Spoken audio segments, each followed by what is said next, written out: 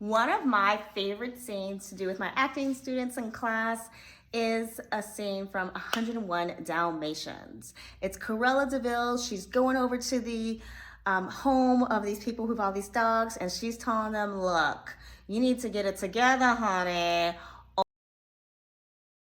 So with this scene from 101 Dalmatians, I really think it's important to focus on what was Cruella doing before she came to the room, said these words. Even if you've never seen the movie, you have to give yourself a backstory. Now, there is this idea of when young actors are on set and they have like a co-star role, maybe they're taking the order and they've given themselves this dramatic backstory of they had a really bad day, their boyfriend just broke up with them and now they have to go to work, and the star of the show is trying to just order a soda, and that young actor is going, yeah, one Coke coming right up. And it's like, wait, now the audience wants to know more about that young actor and like what his drama is. Like, oh my gosh, why is this waiter so mad? And this is where it becomes really important to know what your role is. You were hired as the waiter, which means the story is not about you. Unless there's something in the script that, you know, the director, whoever wants to make it about you, it's not about you. Your role is just to keep things moving along. So you have been to restaurants yourselves where you've not given any real thought to the waiter, whether or not they've had a good day or a bad day. And that waiter may have had a bad day, but they're keeping it together because they're focused on getting that tip and getting the job done. And so as an actor, you have to be able to balance, well, when is it a moment where I have to keep things moving, get my tip, get the job done, really fade into the background, and when is it a moment where I'm going to need to pull my backstory out of my pocket and use it for the scene. So the Cruella scene is a great opportunity to use your backstory because the scene's about her in that moment. I mean, unless Cruella realizes that these puppies are going to assist her in her dream of being the most fashionable lady in town, being so fashion forward, honestly, there is no rest of the movie. So if this character was just like, just don't let the puppies do it again, and then kidnaps the puppies, we're like, that don't make no sense. Why did she take the puppies? Can someone explain this to me? And so there's a time and place for everything. And the time for a backstory and the place for a backstory is when you were in a lead role and Cruella is a lead character. Okay, so I might have a student who's just focused on the anger, and that's fine. I want them to find an emotion to tap into. And when I introduce this piece, I will say, okay, find an emotion to tap into. So we might have something like, well, just be sure the puppies don't do it again. I don't want the yowls and growls of these spotted little furry creatures. Spotted little furry creatures. Look at the depth. Look at the pattern. They're practically works of art. And just what I need to complete my collection. I can't wait to care for them. I'll take the whole litter. How much, right?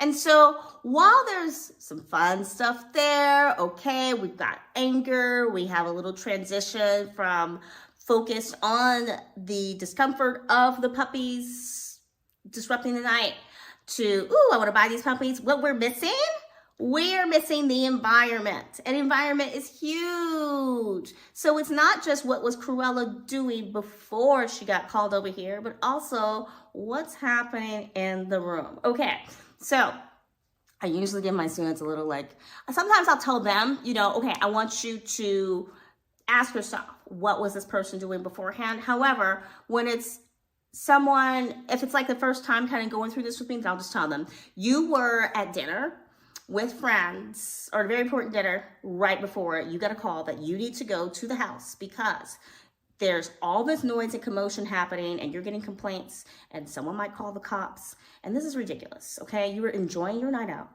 and you're interrupted. And you do not like to be interrupted, darling. After all, you are Cruella. Yes? And so, I want them to get that feeling of, how dare you? How dare you interrupt my evening? How dare you disrupt my life? Your job as a renter is just to pay me and make my life convenient so I can buy more clothes, whatever it is that I do when I'm not yelling at you. So we want to tap into what were you doing before these words happen. Then we want to tap into what is the room like, okay? So one dog barking can be annoying. Now, big dog bark has one sound, little dog bark has another sound, and it's usually quite high pitched. So now imagine little dog barking. Oh my gosh. Now imagine 5 little dogs barking and 1 big dog barking. So that's 6 barks. And then I can see on my students' face, they start to go, ooh, like, and some of them, some of my students are like, no, I've never owned a dog. But I'm like, well, you've seen a dog, right? Have you seen one on TV, or like, have you been around one? Yeah, my neighbor has one. Yeah, it's kind of, okay, yeah, but it barks like, oh, yeah. Okay, imagine a couple of those barks. Okay, imagine those barks and it's in the same room as you. Oh, gosh. Okay, now imagine those barks times 5. And I'm like, oh man, right? And so we really want to get that discomfort for this character. And now imagine the sound, those barks times 10 plus, it's got to be hard to move through the room with 101 dogs brushing against you, tugging at your clothes. And so Cruella's not going to be standing there. No, she's not going to be allowed to just stand there because those dogs aren't sitting there patiently listening to her. So after these changes, the scene might look a little bit somewhere like this. Okay, well, just don't let the puppies do it again. I mean, I don't want the gals and growls of these spotted little furry creatures. Spotted little furry creatures. Look at the depth. Look at the pattern. Why? It's practically a work of art. And just what I need to complete my collection. Oh, I can't wait to wear. Care for them. Oh, well, I've been without a pet for far too long, so I'll take the whole litter. How much? Okay, so I was a little nervous about knocking over my camera because I already knocked it over once today. So I would have liked to have moved just a little bit more, but I'm also remembering that if this is for TV, I don't want to move too big. TV and film, you don't want to move too big. And if it's for theater, I can definitely like move around more. So the idea is that you want to get the casting director and the producers, get the people in the room to get an idea of what your environment is, what your world is, because ultimately that's what you'd have to do for the audience. Now imagine if you were an actor in a superhero movie, right? You're not really battling a ghost. They don't even really have like a human in a sheet for you to fight anymore. Most of these things are like green screen. So you would be probably in a green suit, in a green room, or maybe not in a green suit, but some suit in a green room, battling the air. Or maybe there's just an actor in front of you saying some lines. And you have to really use your imagination because the design team is going to create the world. So the more that you can give them as an actor to add to that world, the better. Okay, so what would this scene with Cruella de Vil look like if we were taking into account what she did before she got the call and we were taking into account what her environment it is? It might look a little something like this. Well, just be sure these puppies don't do it again. I mean, I don't want the yowls and growls of these, spotted little furry creatures. Spotted little furry creatures. Look at the depth. Look at the pattern. Why? They are practically works of art. Oh, and just what I need to complete my collection.